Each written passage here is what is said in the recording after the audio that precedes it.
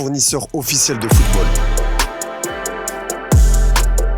Bonjour à toutes et à tous, heureux de vous retrouver pour un nouveau JT Foot Mercato. C'était le retour de nos héros hier en France et les Bleus ont été accueillis par un véritable bain de foule. Des images qui ont redonné le sourire après la finale perdue face à l'Argentine, mais pas à tout le monde.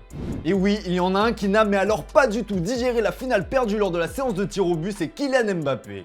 Depuis la remise du trophée de meilleur buteur du mondial, le natif de Bondy affiche la tête des très mauvais jours et ce masque Kylian Mbappé ne le quitte plus. Ça a été le cas durant quasi toute la célébration des Bleus hier avec le peuple français. Antoine Griezmann a bien tenté de lui arracher un petit sourire, en vain. Bon, peut-être que le français va le retrouver aujourd'hui puisqu'il célèbre son 24e anniversaire en ce mardi 20 décembre. D'ailleurs, ce dernier pourrait recevoir un joli cadeau. D'après les informations du journal L'Équipe, Kylian Mbappé pourrait devenir le nouveau capitaine de l'équipe de France en cas de retraite internationale du Lloris.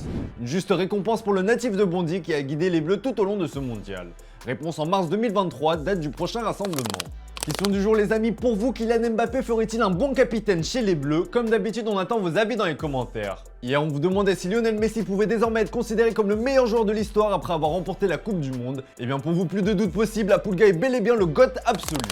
Justement, de Léo Messi, on va continuer à en parler puisqu'en plus d'être le roi sur les terrains, l'Argentin l'est aussi devenu sur les réseaux sociaux, terrain de prédilection de son rival Cristiano Ronaldo. À croire que le monde entier attendait plus le sacre de Léo Messi que Messi lui-même. Bon, maintenant il n'y aura plus besoin de faire de montage de la Pulga avec la Coupe du Monde, les clichés sont désormais bien réels et les journalistes présents à l'occasion de la finale n'ont pas manqué d'immortaliser ce moment. Depuis le sacre, Léo Messi se montre très actif sur les réseaux sociaux et n'hésite pas à faire partager son bonheur à ses fans.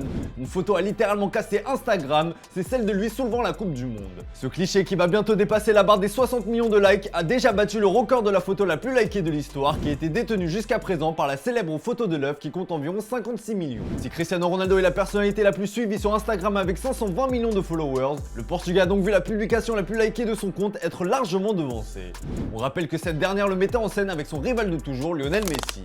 Dans le reste de l'actu, les héros argentins ont aussi fait leur retour au pays et au programme de ce mardi qui a été déclaré comme jour férié par le gouvernement argentin, la traditionnelle parade dans le bus impérial qui a malheureusement failli tourner au drame.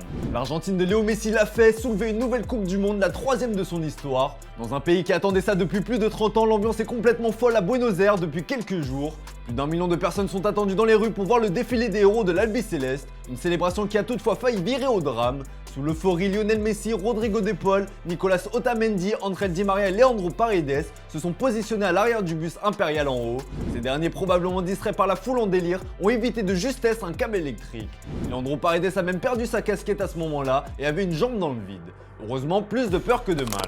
Allez, comme d'hab, on se quitte avec l'image du jour les amis et pour vous montrer que tout va bien pour les héros argentins, voici un petit aperçu de l'incroyable fête qui se déroule actuellement en Argentine. Et comme vous allez le voir, le football est décidément bien plus qu'un sport. Voilà les amis, c'est tout pour aujourd'hui, merci pour votre fidélité, on se retrouve dès demain pour un nouveau JT Foot Mercato.